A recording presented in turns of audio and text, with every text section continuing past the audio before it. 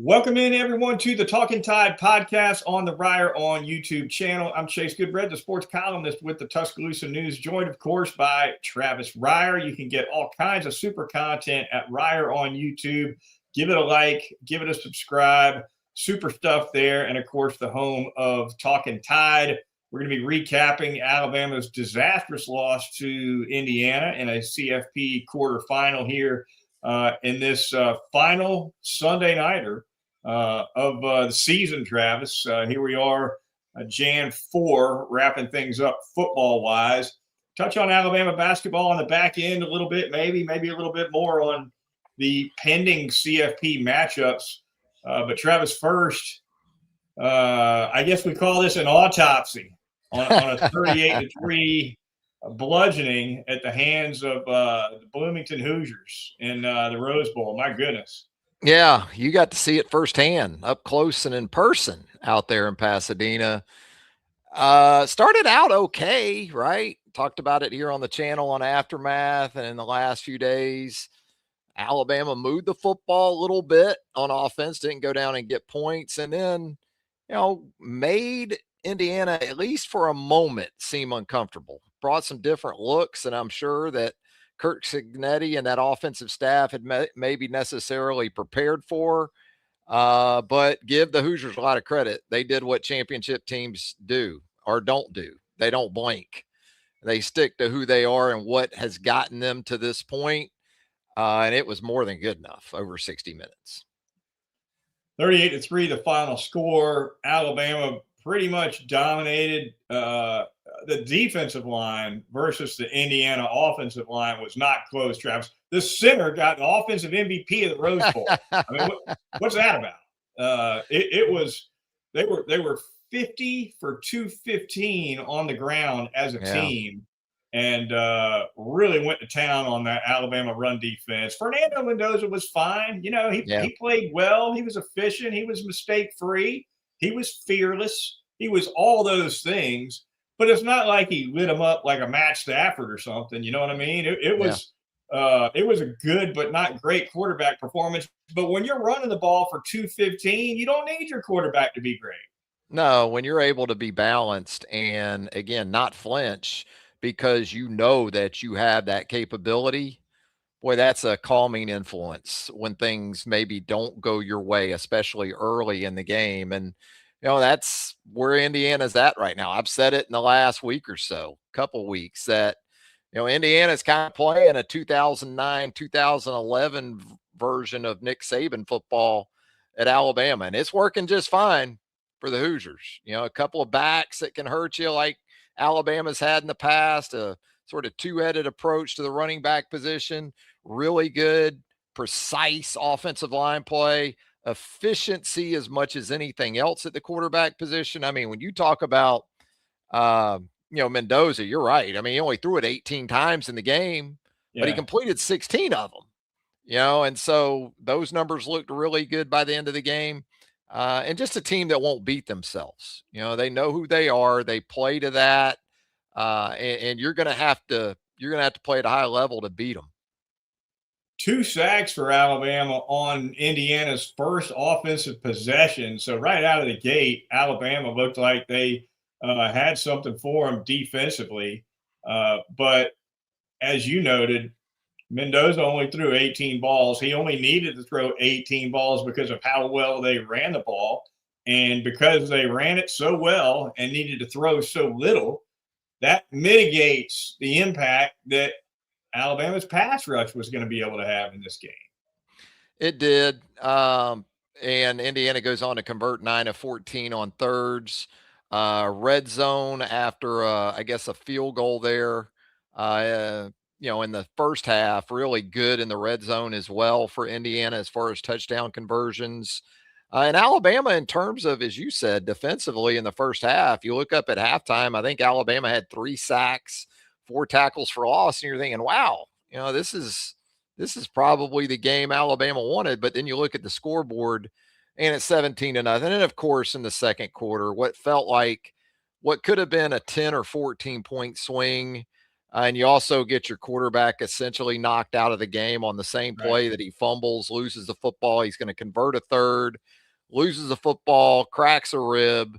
Indiana goes down, goes up 17-0. And right then you felt like, yeah, with the way Indiana can shrink the game, control the game as much as anything else with that run game, you just didn't think Alabama was going to get enough possessions, and it was going to take a just absolute lights out performance in the third and fourth quarters. And we haven't seen enough of that from Alabama really over the second half of the season to think that that was coming against the quality opposition that they were up against. Tough end of the year for Tai Simpson. Yeah. No doubt about it. And he's a gutty player, and I admire the way he repeatedly throughout the second half of the season declined to say anything was wrong with him physically. And I guess there's some strategy to that too, because you don't want to tip opposing defenses about where they can target you physically. But our beat writer at the Tuscaloosa News, Colin Gay, had a nice story the other day, kind of detailing what ailed Simpson throughout the second half, which was really, it was never reported during the year. He certainly was mum about it when he was asked about it. He never showed up on any official injury report. But from Colin's reporting, and by the way, tip of the hat to you, Travis, because I can remember you saying this very same thing on this podcast maybe about a month ago. But the beginning of the physical problems for Tai Simpson was the hit from Dylan Stewart in that South Carolina game. I I mean, had, everything. yeah, I had no intel on that, but man, that was a wicked strike, right? And somehow, some way, as you started to realize he wasn't 100% down the stretch, that game and that shot specifically, just made a lot of sense, you know. Yeah, yeah, no doubt. Big hit from Stewart. Did something to Simpson's back. Took a couple shots in that Oklahoma game, the first Oklahoma game that didn't help matters. Ends up with some bursitis in the right elbow. Ended up with gastritis before the Iron Bowl, apparently. And then, of From the course, from the pain meds, right? Is that what I I read in guess, Collins reporting? It can have that effect on you. You know, when you're taking something to help with pain, it can upset your system, I think. and then of course, ultimately, a broken rib in the Indiana game, and he gave it a go with one Yeah. series in the second half. Wasn't able to get it done. Obviously, he was medically cleared. It was probably just a pain tolerance thing, but Simpson yielded. Sounds like it was his decision that he didn't feel like he could help the team. Mhm. So Austin Mack plays the balance of the second half. Real difficult situation for Austin Mack to be thrown into, way down, obviously, on the scoreboard. The running game didn't help Austin Mack any more than it helped Tai Simpson. So you talk about thrown to the wolves. That's what Austin Mack was. And I thought under the circumstances, he did fine, but there was not going to be any comeback in the cards. No, this was not gonna be Atlanta in January of 2018, right? When Tua came out and replaced Jalen. And not just because of the quarterback difference, at least to this point with Austin Mack and looking back at where we already knew Tua was at, even as a true freshman, the people around Tua that night, a good bit different than the people or the approach or whatever, the culmination of things that the offensive struggles and shortcomings played a big role in this season, not kind of roaring to the finish like a lot of people thought it might. Yeah, I agree though. I thought Austin Mack, given the circumstances, did about as well as you could hope. Yeah. To what extent should some blame be laid at the feet of the coaching staff just for the way this team kind of came out flat? And, frankly, I saw some white flagging out there in the second half, as far as I'm concerned. I thought there was some quitting the Alabama team at a certain point in the second half. Got to be on the coaches to some extent. I think so. I think there was, I don't know this, but I got to think in that locker room with Ty dealing with his situation and especially the way that second quarter ended going into the halftime. Yeah. You put those things together, and I wasn't shocked to see that sort of response from Alabama. But to your point, somebody, and I'm sure someone tried, or some folks tried, to say, look, still got a chance. We've been in this situation before. All those things were run out there. But that first offensive series, when it was very obvious that Ty didn't have it, Yeah. I think that works both ways. I think if your quarterback comes out and is able to push through that, rally through that, and get you some points, at least it has an entirely different effect, maybe on the defense. Yeah. But it was almost as if the defense understood that Ty wasn't going to be able to do it. And this isn't a knock on Ty. I mean, you got a cracked rib, probably breathing is tough at that Yeah. point. It just, the weight of the season, those type of things ultimately catch up with you, and you can only bang that drum so many times, and that's one of the problems this team had. They had to go to that card too many times this year because they Yeah. were in situations like Florida State at the half, and Georgia. And I think that's the problem most Alabama fans have had with this, Chase, is that it's not so much losing to a really good team like Indiana or Georgia. It's that Alabama in 2 of its last 3 games, and really 3 of its 4 losses, just wasn't competitive for the Yeah. four full quarters. That's where I think it sticks in the craw of most of the Crimson Tide fans. Yeah. I agree with you completely on that. Situationally, the middle 8 did not go well at all for Alabama in this game.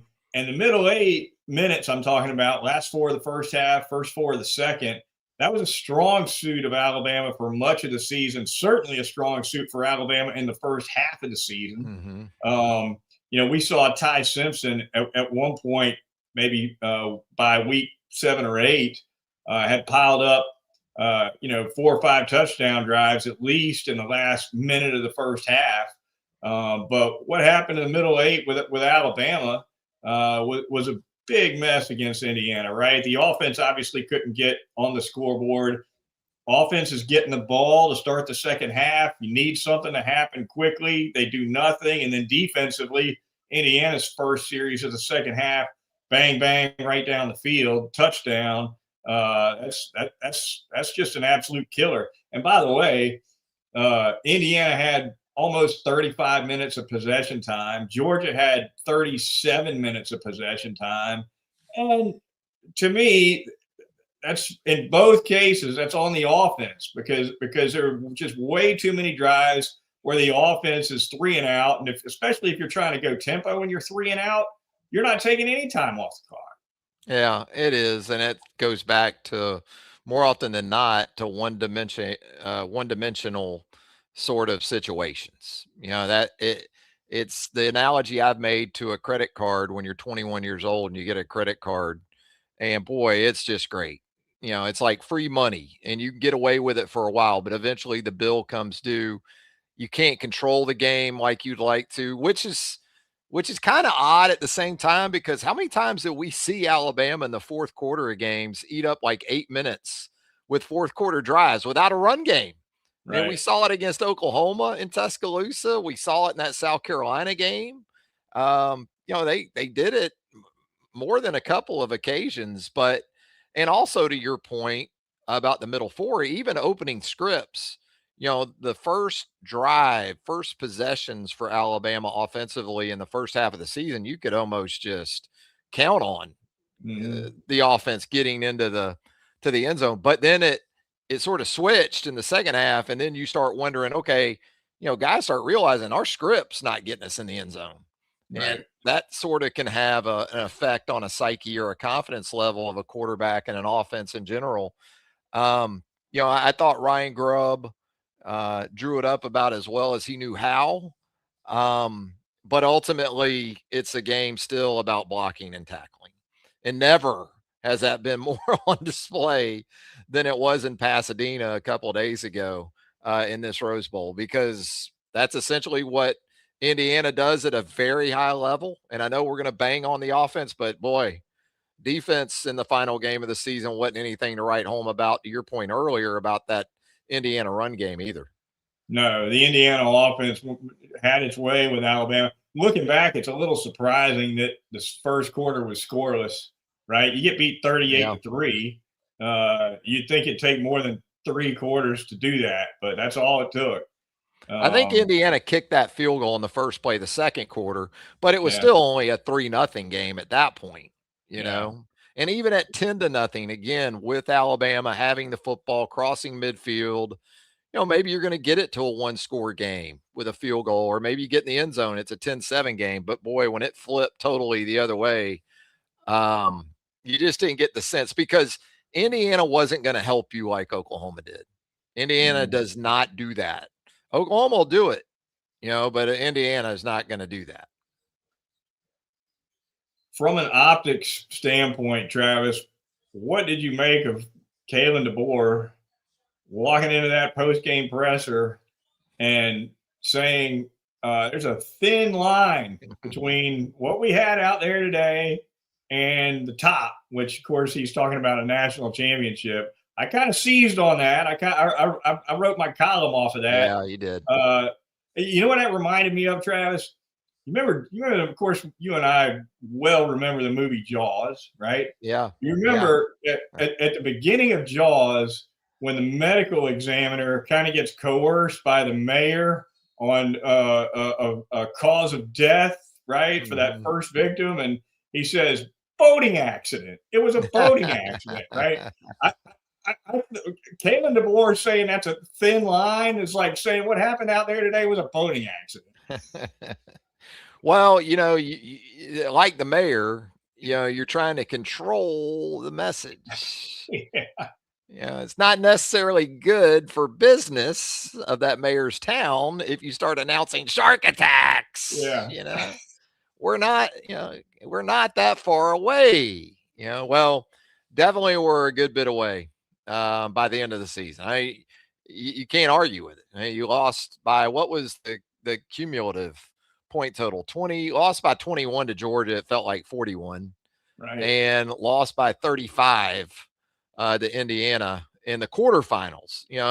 You can maybe make that statement if you make it to the semis or even the final and you just happen to get boat raced in the 4 or the championship game, but this is still the 8 Yeah. and you got run out of the building. So 21 plus 35 by my math, Chase, that's 56 points, which is a 28-point margin in each of those two games when you really played college football playoff competition late in the season. Yeah. Ugly for sure. I think just to kind of look at the season from 30,000 feet for a second, I think on one hand, you certainly have to give it to DeBoer and his staff that season 2 was more successful than season 1. I don't think that can be Yeah, argued. You qualify for right. the SEC title We game. You we took qualify a for the step. CFP. You win a We took a step. CFP game. Yeah. So the trajectory is definitely gone up from year 1 to year 2. However, when you bookend an 11-4 year with a really ugly loss to not a very good team in Florida State on one end, and then at Right. the opposite end, you get manhandled by Indiana in a CFP quarterfinal. Uh, it just makes it a lot harder, I think, for fans to see the best of what came in between. Yeah, and that was one of my points too. First impression, final impression for this team. It was a weird year. I will say that. Um, Ups and downs, no doubt about it. I mean, you get hammered in the opener, get hammered in the last game of the year, but in between all that, you did go on the road and win in Athens. You did beat Tennessee in Tuscaloosa. Tennessee didn't really beat anybody. Missouri and Tennessee, by the way, they were basically the same team this year. Neither one of them beat a team with a record better than 6-6. You beat LSU, but LSU, you can kind of asterisk that one. You beat Auburn.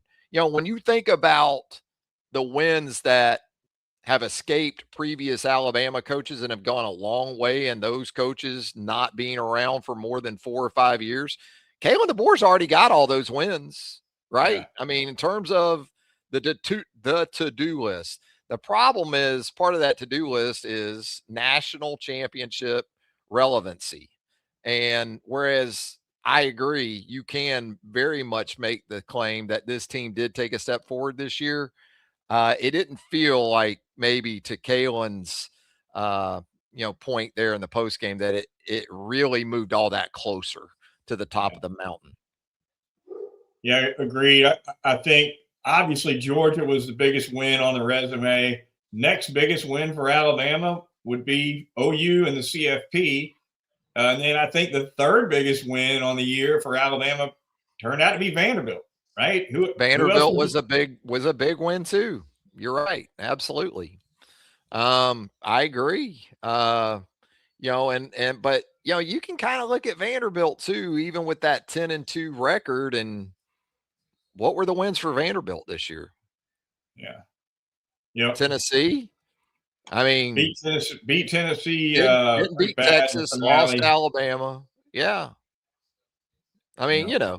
it's still again a step forward, but it's a big off season, a big portal stretch coming up here, and also a lot of intrigue about for Kalen Deboer.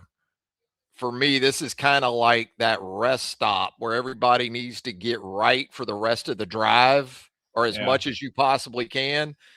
You need to get as right as you can right now with your roster, with your staff, with everything. And make sure when you get back in the car and start that drive again, you're as good as you possibly can feel about the situation moving forward. Yeah, let's go ahead and turn our attention to the offseason with that, Travis. A fine segue into what's ahead for this coaching staff. Obviously, a number of players have already declared they're going to be moving on in the portal, moving on in the draft. Of course, LT Overton said he's coming out for the draft. A few notable portal exits already. Wilkin Formby, who finally ended up starting at right guard, he's moving on in the portal. Rico Scott, wide receiver, moving on. Cole Adams, who I thought was real reliable as a guy who can catch punts, he's decided to move on, and that there'll certainly be several more, and I'm sure I'm leaving a couple out, right? Yeah, I guess what I would ask of you at this point, which of these departures that we know of, and they've been pretty steady here in the last 24 hours or so, Yeah. has maybe surprised you the most, or have any of them surprised you You as know, far as departures? yeah, Formby surprised me just because he's a local guy, and Deep ties guy. Yeah. yeah. So kind of took me back a little bit that Formby decided to jump in the portal just because he's a hometowner. Yeah. I'm not sure I can say I'm shocked about any of the others that I've seen though. Yeah, I think you can draw lines between most of the other departures and why. And, like with Rico Scott, you can kind of draw a direct connection to the emergence of Lottie Brooks, right? Um, Formby's interesting for sure. And I guess if Paul Tyson can hit the portal, right? Anybody can hit the portal. But Paul Tyson wasn't a starter at quarterback, and he really Right. wasn't going to sniff being a starter at quarterback. Wilkin Formby was at least through the end of this season a starter. What about indications that you take from some of these departures? I got to think with all the OLs that are hitting it, that are getting out, there must already be a sense among at least some of them that there is a changeover coming as far Yeah. as portalers coming in to the program. That's kind of the way I look at that. Um, And maybe a staff change. and that too. That's what I've talked about here on the channel too. Sometimes you can get indications about people who are leaving or staying even, or maybe Yeah. they're not leaving and people are portaling out. So Yeah. that can go both ways. Also, guys who maybe are developing, younger guys, maybe a Jackson Lloyd has given enough of an indication at this point that look, he's going to be ready to go. And if you go with him and they keep Michael Carroll at tackle, you got your tackles for next Yeah. year. And you don't know. Some guys may have, moved to some other positions this year or at the end of the year to kind of do what they needed to do, but they see themselves as a tackle, not a guard. Mhm. I don't know that, but I know those type of things can certainly come into the mindset. Yeah, no doubt about it. And from a staff standpoint, 2 days before the Rose Bowl, one of the reporters, and I can't remember which one, uh, got a hold of, sat down with Chris Kapilovic during the media free for all, and more or less asked pretty point blank, what do you think your immediate future might hold? And Kapilovic said, "Well, I'm here today." We're all day today. Yeah, I mean that's what we don't know. That's what's going to be very fascinating Yeah, as you move forward here. In terms of again, getting it situated the way you want it. And I think what we're seeing with the portal exits or the move to the portal is that I think that's part of this. I mean, when you go down the list of not all of them, but these are a lot of Saban evaluations. These are a lot of Saban guys, aren't they? I mean, when I yeah. just kind of look, I know Noah Carter isn't. I know Lottie Brooks is still here, so um, but yeah, I mean, that's kind of an interesting way to look at it too, in terms of, all right, I'm getting my guys in here. Yeah. We're about to go way more with my evals, and that's the way we're moving forward. Some NIL money definitely needs to be spent on portal offensive linemen. Just It does, no question. it does, Um, and that's you know, that's got to be to me. That's got to be priority number one. I don't disagree. Yeah, I So mean, lines of scrimmage in general. I mean, yeah, because you're losing Tim Keenan. right. I mean, I think that London Simmons and some of these young guys, there's a lot of reason for optimism there, but you need something there too. Yeah, Up front, you need playmakers. I think the Wolf position you feel okay about with Pierre. You think coming back, Quay Rousseau, you would think. Justin Hill played a lot of football at the Wolf this year. Um, but really both lines of scrimmage is kind of what I'm looking at right now. yeah, no question about it. What about these pending CFP matchups, real quick, Travis? You got Ole Miss taking on Miami in the Fiesta Bowl. That'll be on Jan 8th, and Oregon taking on those Indiana Hoosiers Peach Bowl on Jan 9. Kind of hard, I think, Travis, for disaffected fans, right? Like fans of college football who don't have a rooting interest remaining among these four teams. Isn't Ole Miss kind of America's team now with the way things have gone with that coaching staff a little bit? I gotta think they are. Indiana's still up there though, man. Yeah, And and for a couple reasons. They have come from the basement of college football in the last couple of years to this number one spot, and they just beat the hell out of Alabama. Boy, I mean, the Alabama non-enthusiasts, we will call them. yeah, It wasn't just that Alabama lost to Indiana, they got thumped yeah, by Indiana. So there's a lot of impartial fans out there that I think are still going to be riding with the Hoosiers pretty good.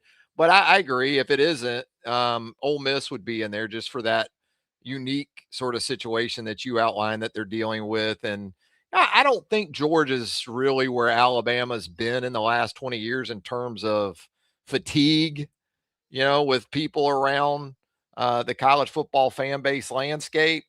But I do think there were probably a lot of people pulling for Ole Miss in that game yeah, against Georgia too. yeah. No doubt about it. Tough situation for those players. You hate it for those players. You really do. It seems like every day there's a report out there that some coach is going to walk just right in the middle of this playoff run. Just it speaks to how college sports have been turned upside down in the last few years in so many different ways, and leave it to Lane Kiffin to shine the biggest light on it possible. So Well, he can shine the biggest light on Lane, is what Lane's really good at too. sure, But it's going to be fascinating, the matchups. I mean, not so much Indiana, Oregon, because that's going to be a rematch. Still should be a really good game. But just the differences in Miami and Ole Miss and kind of how they go about it. Ole Miss likes to run the football, don't get me wrong. But with the emphasis on the line of scrimmage and those edge guys for Miami, and then Chambliss, and then what he's able to do extending, and the playmaker he is, that's going to be a fun one on Thursday night. Talkin Tide podcast on the Reier on YouTube channel. Moving on, I want to thank our viewers and listeners and ask you to contribute to Parker Covers Alabama if you can. ParkerCoversAlabama.com is a 501c3 nonprofit supporting wheelchaired Alabama residents. It's named in honor of our good late friend, Mike Parker. Again, you can donate at ParkerCoversAlabama.com, supporting wheelchaired Alabama residents. The Talkin Tide podcast on the Reier on YouTube channel. Closing out here, Travis, I guess with our last couple minutes, we could touch on Alabama basketball, which got off to an outstanding start on Saturday at home against the Kentucky Wildcats, lid lifter in conference play, and really a home rout pretty much from start to finish. At one point, I think the lead was 21. Alabama ends up winning by 15 and mark it down as a program record 4th straight win over the Cats. Yeah, it's bizarro world. We got Indiana thumping Alabama on the football field. Now we got Alabama owning Kentucky on the hardwoods. Although I would say relative to Indiana's football success, historically, Alabama's basketball success checks in a good bit higher on that scale. But a strong performance. I mean, you didn't like the injuries to Amari Allen, Aiden Sherrill in the game. Allen comes back with the ankle. Tough dude, man. Yeah. Houston Millette played great basketball. Holloway was great. I mean, when Alabama's guards play like they did against Kentucky, good luck. Yeah. But Sherrill, you wondered about the knee. I guess we'll find out more about that in the next couple of days. But a great start to SEC play, and it's tough when you're in Mark Pope's shoes right now and things aren't going well. It's kind of a honeymoon season for him up there last year. It can get noisy in a hurry up there in the Commonwealth. Yeah. Nate Oates, as we know, he can chirp a little bit sometimes, and every once in a while he might dig the knife in a little bit. So I think sometimes it's intentional, sometimes maybe it's not so intentional. But some interesting remarks from him post game, talking about Kentucky and scouting Kentucky, and he said we just felt like they did not move the ball very well as a team. Tracked every assist Kentucky's had all season with the video team. And yeah. I think, gosh, I don't want to misquote Oates, and so I'll offer that caveat that I might not be remembering this exactly word for word, but I think he said they'd only had a handful of assists, maybe 7 assists or something all year from the post out to the perimeter. And he's like, when they dump it in, they're not dumping it in to kick it; they're dumping it in to jam it. Yeah, that's Chase Goodbread basketball. That's your brand of ball. And Nate loves that because the way he looks at it, 3's more than 2. So even if you convert on some of those post touches, good for you, especially when Alabama's shooting the 3, at a high level. But yeah, I mean, a big one coming up now. It doesn't get any easier in this league, man. You go to Vanderbilt midweek. That's been a little bit of a house of horrors in the past. But yeah, I mean, Nate, that hurts Kentucky fans too, because they would love for Nate Oates right now to be the head coach in Lexington. Yes. And then to kind of just give them a public scout of their program right now when things aren't going so well. I don't think that was well received by BBN. No, definitely not. Vanderbilt coming up this week as your midweeker. And of course, Alabama will take on Texas at home in Coleman Coliseum on Saturday. So back-to-back home games for the Crimson Tide on back-to-back Saturdays. And then following that, it'll be a road trip to Starkville, take on those Mississippi State Bulldogs on January 13th. But Nato's team off to a fine start in SEC play. Did well in the rebounding department against the Cats, which was obviously an encouraging sign based on what we saw in non-conference play. And we will see how things progress. The Talkin Tide podcast maybe becomes a little bit more irregular, Travis, right now here in the spring as we close things out on football and turn our attention to basketball. But we will definitely be getting together here and there, talking Tide hoops. Absolutely. And Ricky Smith right here in the show chat. And thanks to Donald and the rest of you, CC, that have chimed in here in the chat tonight. Ricky Smith in all caps says Alabama will win a basketball championship before we win a football championship again, Ricky said. Right now, it's hard to argue with, isn't it? Yeah. I mean, you got to be in the mix. If you get in the mix, you got a shot. But we'll see. Ricky seems pretty adamant about it. I mean, he's all capsing it in here. Yeah. Multiple as good as Natos has been, I don't know if I see the basketball team taking any crowns home, at least not this year with the rebounding situation. And even when you're great, it's hard. And it's getting harder in football.